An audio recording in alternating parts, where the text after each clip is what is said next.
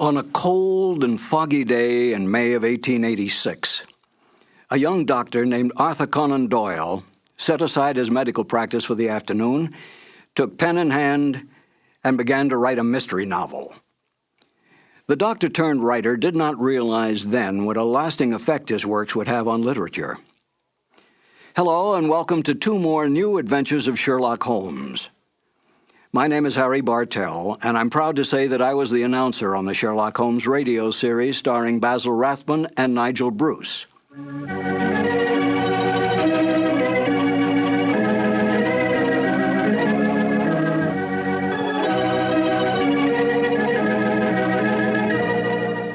There are more true facts available about the real life of Sir Arthur Conan Doyle than all the fictitious conjectures on the written life of Sherlock Holmes. Yet it was Conan Doyle's great detective that brought the author worldwide fame. This saddened Conan Doyle, for he was really a romantic writer who wanted desperately to be recognized through his well-written historical romance novels. But it was not to be. The first short story to appear, A Scandal in Bohemia, was what made the name of Sherlock Holmes a household word. After writing but 6 short stories, Conan Doyle tired of the great detective. He wanted out. But Conan Doyle's agents, his book publisher, his reading public, and even the author's own mother continued demanding more and more Sherlock Holmes stories. Conan Doyle gave in, spending most of his time devising mystery plots for the great detective to solve, devoting only small periods of time on his other works, all of which he considered more important than Sherlock Holmes. Within months, the popularity of Sherlock Holmes spread worldwide. Conan Doyle was no fool. He knew which side his bread was buttered on, and he soon gave up his medical practice to spend all his time and energy on writing. Today, anyone can go into a bookstore and ask for a copy of Sherlock Holmes stories. Try to do that with any of Conan Doyle's other great works. Such is the power and attraction of the greatest detective of them all, Sherlock Holmes. Now, let's listen to Basil Rathbone and Nigel Bruce in one of the original Conan Doyle mysteries, The Adventure of Thor Bridge. This episode from the life of Sherlock Holmes will be transmitted to our men and women overseas by shortwave and through the worldwide facilities of the Armed Forces Radio Service. Petri Wine brings you Basil Rathbone and Nigel Bruce in the new adventures of Sherlock Holmes.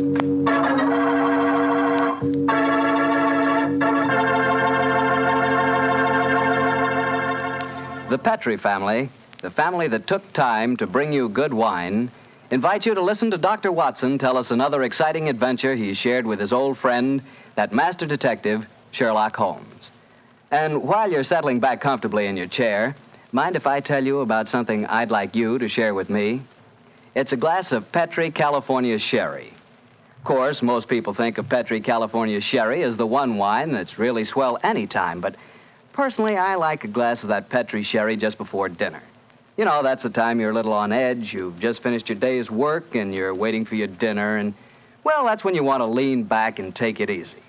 And boy, that's the time a glass of Petri Sherry tastes like something just too good to be true. Try it. Petri Sherry's the perfect before-dinner wine. And incidentally, if you like your sherry dry, you know, not sweet, then you'll find that Petri Pale Dry Sherry is just made for you. The important thing is the Petri label, because when it says Petri, it always means good wine.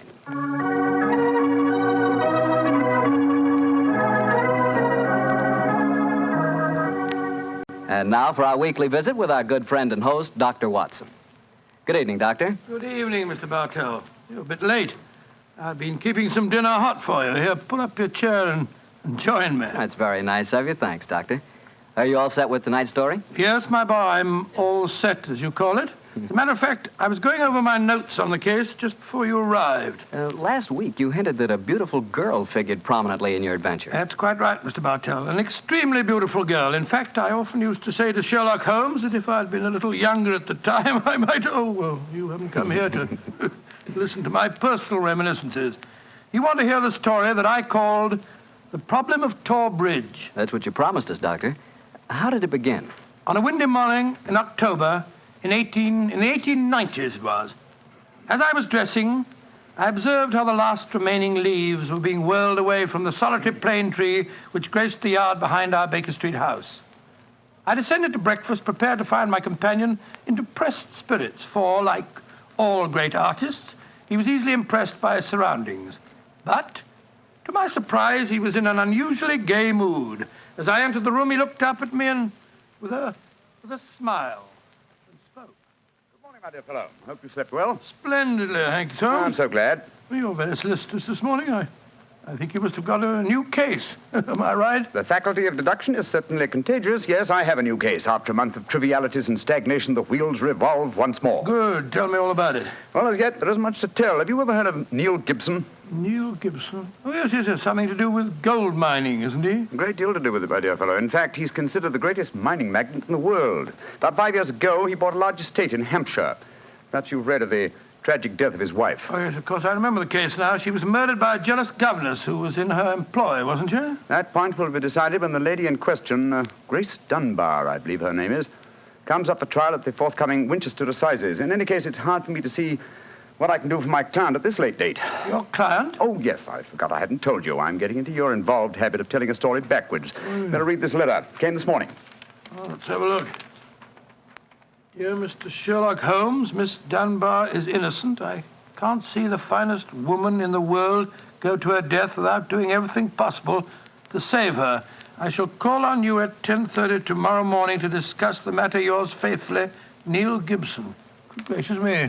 There you have it, Watson. That is the gentleman I await. Do you know anything about his dead wife?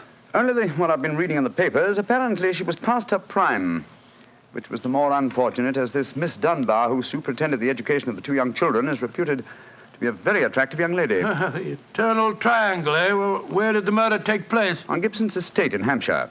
His wife was found in the grounds nearly half a mile from the manor house, late at night, clad in her dinner dress, with a shawl over her shoulders, and a revolver bullet through her brain. Any weapon found near her? No, there were no clues found at the scene of the crime. What made them suspect the governess? Well, in the first place, there was some very incriminating evidence. A revolver with one discharged chamber, the caliber corresponding with a bullet in the dead woman's head, was found on the floor in Miss Dunbar's wardrobe. Oh, was it? Pretty damaging evidence, Holmes. So the coroner thought. And to make the case even blacker against Miss Dunbar, the dead woman had a note on her making an appointment at that very spot. And the note was signed by the governess. It seems obvious that the girl's guilty, and the motive's clear. Mr. Gibson would be a great catch for a young girl. Love, fortune, power, all dependent on one life. Possibly, Watson, but circumstantial evidence can be very misleading at times. There's the gentleman in question, unless I'm very much mistaken, considerably before his time. I can see him from the window here. Formidable-looking fellow. Must be well over 6 foot tall. Judging by the way he's wrenching at that doorbell, he's a man with a violent temper. Mrs. Hudson's opening the door to him now. Meet him on the stairs, will you, old chap? It'll save Mrs. Hudson a journey. Sure, Holmes. Up here, sir. Thank you, Mr. Hudson. All right. Are you Mr. Sherlock Holmes? No, indeed. I'm his colleague, Dr. Watson. Come along in, won't you? Mr. Neil Gibson, I presume? That's right. So you're the great Sherlock Holmes, huh? The adjective is your own, Mr. Gibson. Sit down, won't you? Another way you may speak quite freely in front of Dr. Watson. Well, I may as well begin by telling you that money means nothing to me in this case. You can burn it if it's any use to you in lighting the truth. Miss Dunbar is innocent, and it's up to you to prove it. Just name your fee. Mr. Gibson, my professional charges are on a fixed scale. I don't vary them except when I omit them altogether. Very well. I imagine that you've read the newspaper reports of the coroner's inquest. Yes, very thoroughly. I don't see that I can add anything that'll help you. But if there are any questions you'd like to ask, I'll answer them. Thank you. First, what were the exact relations between you and Miss Dunbar? I suppose you're within your rights in asking such a question, Mr. Holmes? We will agree to suppose so, shall we? Then I can assure you that my relations with Miss Dunbar were always those of an employer towards a young lady with whom he never conversed or even saw, except in the company of his children. Oh. Rather a busy man, Mr. Gibson, and I've no time or taste for aimless conversation. I wish you good morning. What the devil do you mean by this, Mr. Holmes? My dear sir, the case is difficult enough. without your giving me false information. Meaning that I lie, sir? I was trying to express it as delicately as possible, but if you insist on the word, I won't contradict you. Why, you confounded... Don't be noisy, Mr. Gibson. Please don't be noisy. I find that after breakfast, even the smallest argument is unsettling.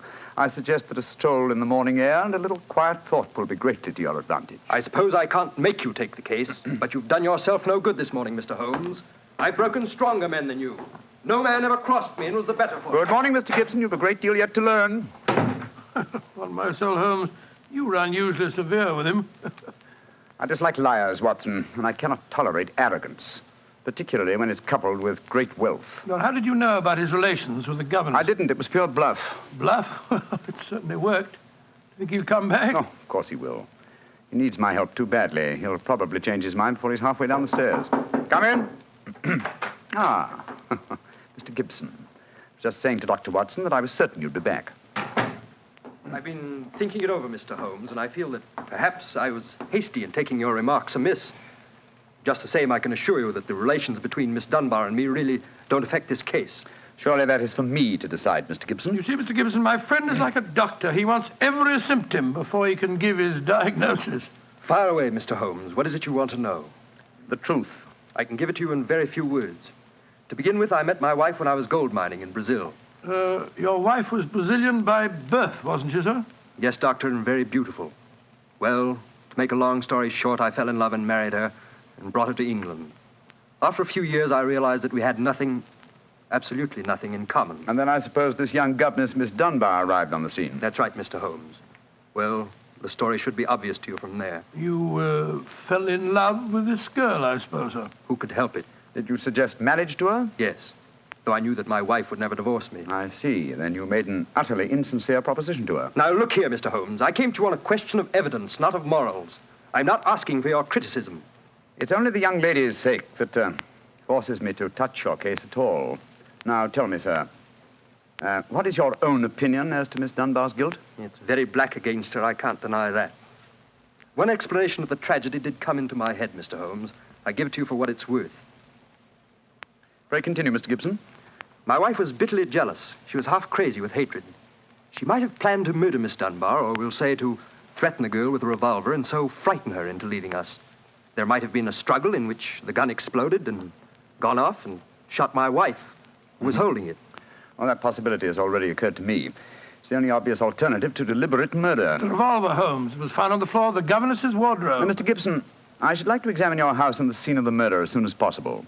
Certainly, Mr. Holmes. Sergeant Coventry of the local police is still down there. He'll give you any help you may need. Excellent. Watson, old fellow, out with the timetable. We're catching the next fast train to Winchester.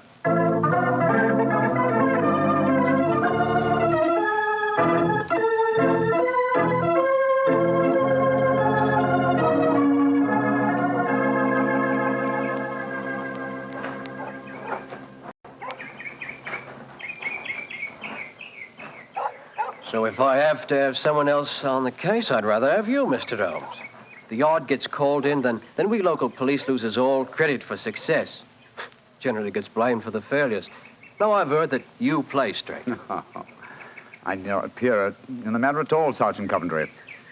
If I can clear it up, I don't ask to even have my name mentioned. Well, that's handsome of you, I'm sure. And I know your friend Dr. Watson can be trusted, too. Oh, don't worry, my dear fellow. We won't steal any of your thunder. Well, that's nice and friendly of you, Doctor.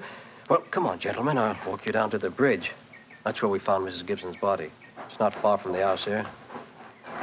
Well, I must say, Mr. Gibson has a beautiful estate. It must be 60 or 70 acres. Oh, nearly twice that, Doctor. The woods back of the house there belongs to him, too. Mr. Holmes. Yes, Sergeant? There's a question I'd like to ask you. A question I wouldn't ask anyone else. Then please ask it. Don't you think there might be a case against Mr. Gibson himself, sir? I've been considering that possibility. That there Miss Dunbar's a bit of all right. If you ask me, he wanted his wife out of the way, and the pistol she was shot with was his pistol, you know. Was that fact proven? Yes, Doctor. It was one of a pair that he had. One of a pair? Where's the other? Well, Mr. Gibson has a lot of firearms. We never quite matched that particular pistol, but the box was made for two. Well, if it was one of a pair, surely you'd be able to match it. Well, we have them all laid out at the house if you want to look them over. Well, we'll do that later. This, I presume, is Tor Bridge. That's right, sir. Found Mrs. Gibson's body lying right here at the approach to the bridge. I see. I gathered from the newspaper reports that the shot was fired at very close quarters. Yes, sir, very close. Near the right temple, wasn't it? Just behind it, sir. How did the body lie, Sergeant? Oh, on its back, Doctor. No trace of a struggle, no marks, no weapon. The note from Miss Dunbar was clutched in her left hand. Clutched, you say? Yes, sir. We could hardly open the fingers to get at it. Ah, that's of greatest importance. It excludes the idea that anyone could have placed the note there after death in order to furnish a false clue. What did the note say, Sergeant? Little enough, Doctor. It just said, I will be at Thor Bridge at 9 o'clock, and it was signed Grace Dunbar. Did Miss Dunbar admit writing it? Oh, yes, sir. What was her explanation? She wouldn't say nothing. Said she was saving her defense for the trial. Yes, it seems odd that Mrs. Gibson was still clutching that note. Seems perfectly natural to me. Oh, come now, old fellow. Argue the thing out logically. If the letter is genuine, it was certainly received sometime before the tragedy, say an hour or two. Why then was the dead woman still clasping it in her left hand? Why should she carry it so carefully? She certainly didn't need to refer to the note at all at the interview. Doesn't it strike you as rather strange? Well, now you put it that way, it does seem a little peculiar. Hello. Did you notice this, Sergeant? Oh, you mean that chip out of that stone on the underside of the parapet of the bridge, sir? Yes, I noticed it. Didn't think nothing of it, though. It's a very large chip. Yes, but it's been done recently. Notice how the stonework is white just here. It took some violence to do that. Hand me your cane, Watson, will you? Here you are, Bullet. Thanks. Yes. It's a hard knock. And in a curious place, too. But it's 15 feet from where we found the body, Mr. Down. Yes, Holmes, I don't see how it could have any connection with Mrs. Gibson's murder. Possibly it hasn't. But it's a point worth noting. There were no footprints, you say, Sergeant? None, Mr. Holmes. The ground was as hard as iron. It's been a very dry summer, and we haven't had any rain to speak Yes, of this pity. year. Well, Sergeant, I'm much obliged to you, and now I think we'll get back to the house. Right. Cesar will show you where the firearms are, sir. Oh, who is Cesar? Oh, funny kind of a bloke. Brazilian he is. Brazilian, eh? Like Mrs. Gibson? Yes, Mr. Holmes. Comes from the same town that she does, as a matter of fact. Something very fishy about him, if you ask me. Now, if you'll excuse me, gentlemen, I'm going to take a little stroll around the grounds. You started me on a new train of thought in this case, Mr. Holmes. Oh, I'm delighted, Sergeant. I'll get back to the house.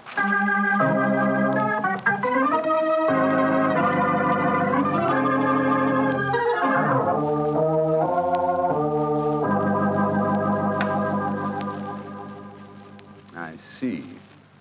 And these are all the firearms in Mr. Gibson's possession, eh, Cesar? Except for the revolver that is missing from the case. Yes, so I say I see him. I've never seen such a collection of guns and revolvers in my life. Mr. Gibson had many enemies, senor. He always sleep with a loaded pistol beside his bed. He's a man of great violence.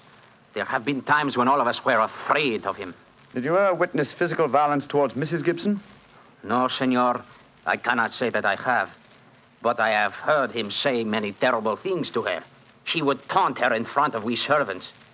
I have heard him do it many times. Thank you, Cesar. That will be all. Muito bem, senor. You know, Holmes, I still think the case against Miss Dunbar looks very black. I should agree with you if it were not for one fact.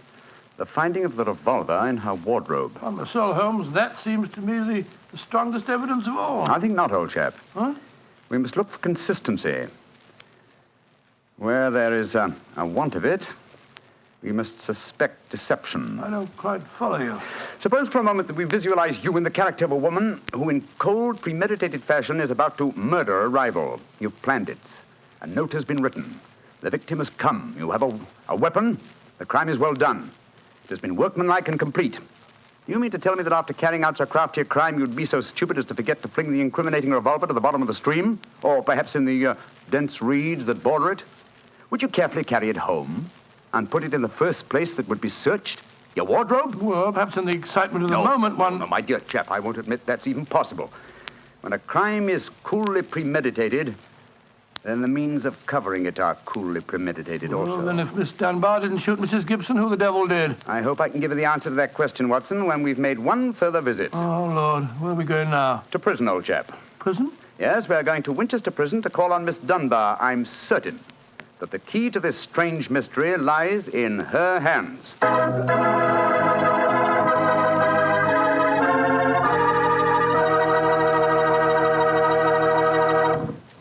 You'll hear the rest of Dr. Watson's story in just a few seconds.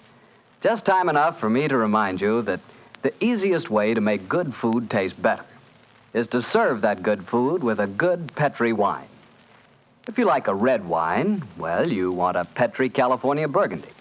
If you'd rather have a white wine, then you want a Petri California Sauterne.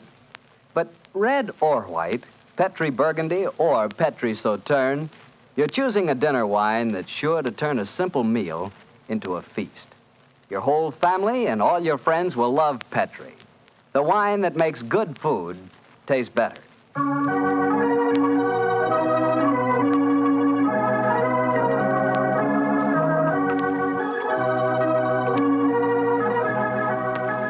And now back to Dr. Watson and tonight's Sherlock Holmes adventure, The Problem of Thor Bridge. Well, Doctor, did you go to Winchester Prison and see Miss Dunbar? We did, Mr. Bartell. An hour later, found the two of us sitting in a dank and gloomy cell, talking to one of the most beautiful girls that I've ever seen. Her bright, flashing eyes and her air of quiet confidence seemed sadly out of place in such a setting. Holmes spoke to her quietly, soothingly. Dunbar, tell us of your true relations with the dead woman. She hated me, Mr. Holmes. She hated me with all the passion of her distorted mind. Please tell us exactly what happened on the evening of Mrs. Gibson's death. Well, I received a note from her in the morning. A note imploring me to meet her at the bridge after dinner that night. She said she had something important to say to me. Did you keep that note, Miss Dunbar? No, Doctor.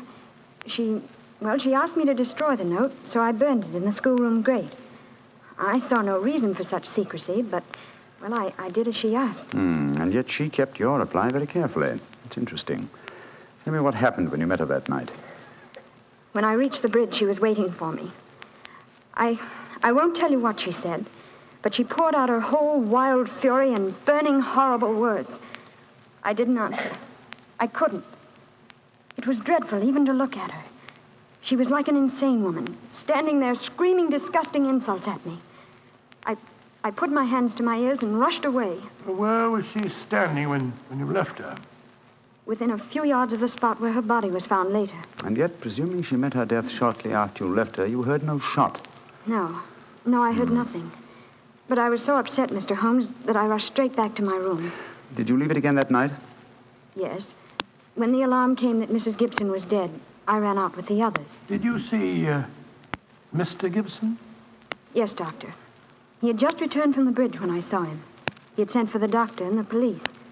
This pistol that you found in your room, have you ever seen it before? Never, Mr. Holmes, I swear it. When was it found, Miss Dunbar?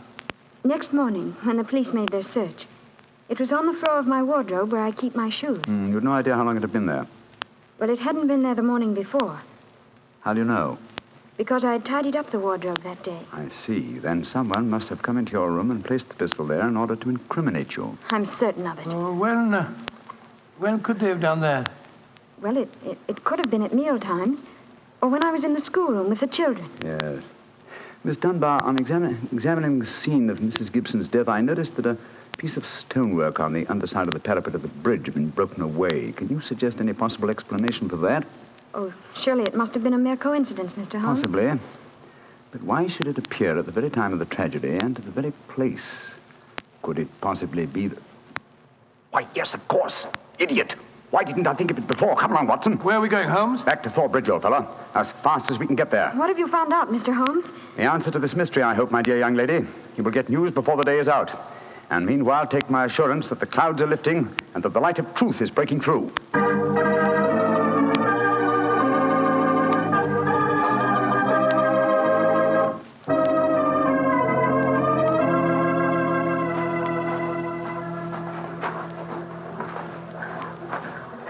Well, Mr. Holmes, you're soon back here. What have you found out? Soon in a few moments. You got my message? Oh, yes, sir. Here you are. Ball of twine. What you wanted for, I can't imagine. You'll soon see, Sergeant. Watson, I have some recollection that you usually go armed on these excursions of ours. Yes, I'm carrying my revolver. Why? Give it to me, old chap, will you? Thanks. I believe your revolver may have a very intimate connection with the mystery we're investigating. You're joking. Now, Watson, I'm very serious. We have a test to make. If the test is successful, Miss Dunbar will be free before nightfall, and the test will depend on the conduct of this revolver of yours. Yes, I'll take the precaution of unloading it. There we are. Now, Sergeant, ball of twine, please. Wish I knew what you was up to, sir. I tie one end of the twine like this to the handle of the revolver. So. Sergeant, see if you can find me a heavy stone, will you? Oh, right, you are, sir. Holmes, what are you doing? Trying to reconstruct the killing of Mrs. Gibson. But you've seen me miss the mark before, Watson. I have an instinct for such things, and yet it has sometimes played me false. It seemed a certainty when it first flashed across my mind in Miss Dunbar's cell. But one drawback of an active mind is that one can always conceive alternative explanations which would make our scent a false one. And yet, oh well, we can but try. Here's a nice stone, Mr. Holmes. Thank you, Sergeant. Yes, now, sir. I tie the other end of the twine to the stone. Wait a minute. Like that. Splendid. Sergeant, will you please take this stone and stretch the twine across the parapet of the bridge there, so that the stone will swing just clear of the water on the other side of the bridge. Right, you are, sir. I'll stand on the spot where Mrs. Gibson's body was found. That's it, Sergeant. Over the parapet. How's that, Mr. Holmes? The stone swinging about 8 feet above the water. Splendid. Now, Watson, watch closely. I raise the revolver to my head. Careful, Holmes, careful. Don't worry, old chap's not loaded. Now, let us imagine I am the late Mrs. Gibson. I raise the revolver to my head and fire it. Instantly, my fingers release their grip and... There's your answer, Watson. Great Scott, the revolver flashed back out of your hand, struck the parapet of the bridge, and then the weight of the stone flipped it over into the water. Was there ever a more exact demonstration? Come on, old fellow. You're a bloomin' magician, Mr. Holmes. That's what you are. A bloomin' magician. Look at that. Observe the second chip on the stonework of the parapet here. Same size as the first. Then the murder of Mrs. Gibson... Wasn't murder at all. It was suicide. What? We can follow the various steps quite clearly. A note was extracted very cleverly from Miss Dunbar, a note which made it appear that she had chosen the scene of the crime.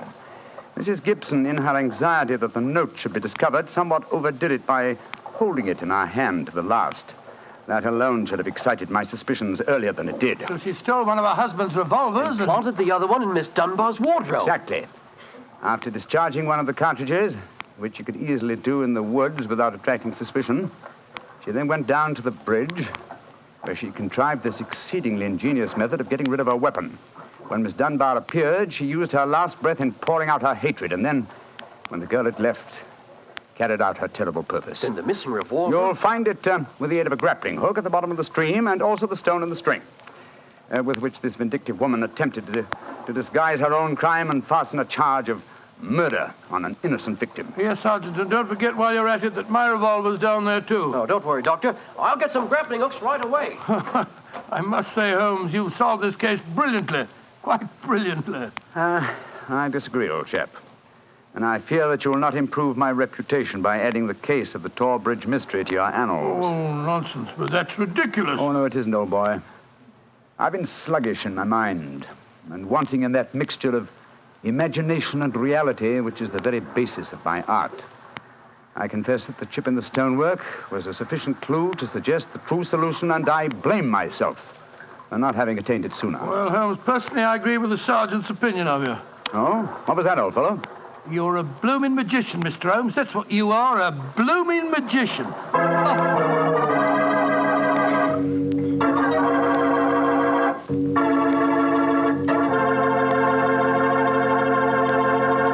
Well, Doctor, Holmes really was a magician. That is, if you did find Mrs. Gibson's revolver and your own in the stream. Oh, we found them all right.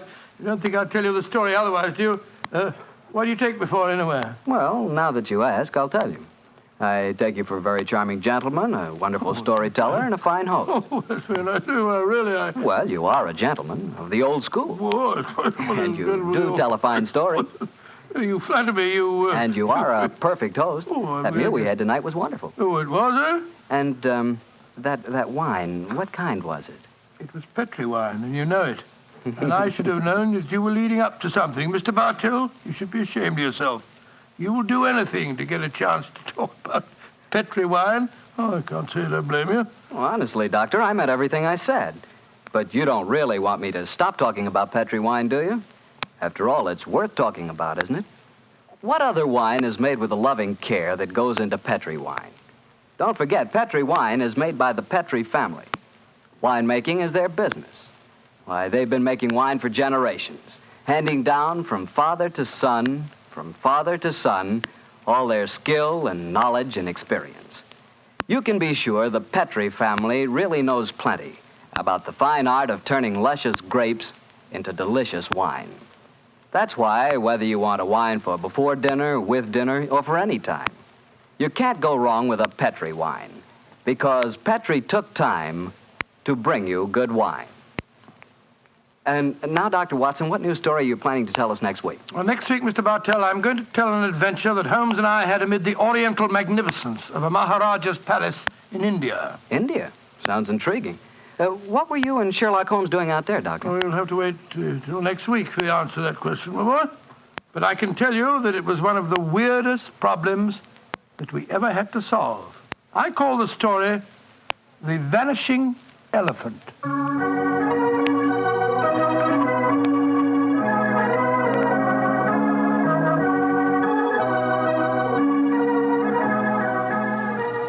Tonight's Sherlock Holmes adventure is written by Dennis Green and Anthony Boucher and is adapted from the Sir Arthur Conan Doyle story, The Problem of Thor Bridge.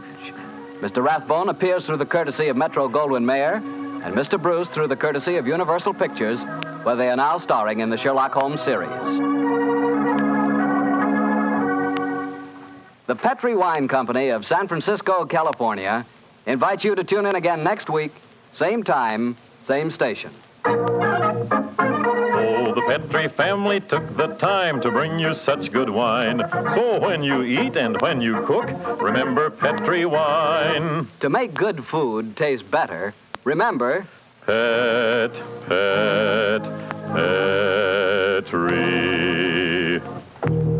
wine. This is Harry Bartell saying goodnight for the Petri family. Sherlock Holmes comes to you from our Hollywood studios. This is the Mutual Broadcasting System.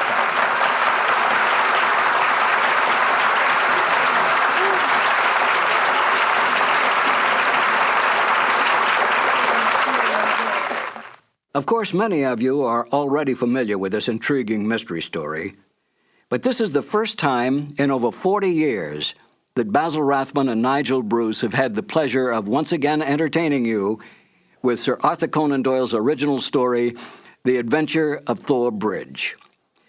This is Harry Bartell. I'll be right back with more notes on Sir Arthur Conan Doyle and another new adventure of Sherlock Holmes.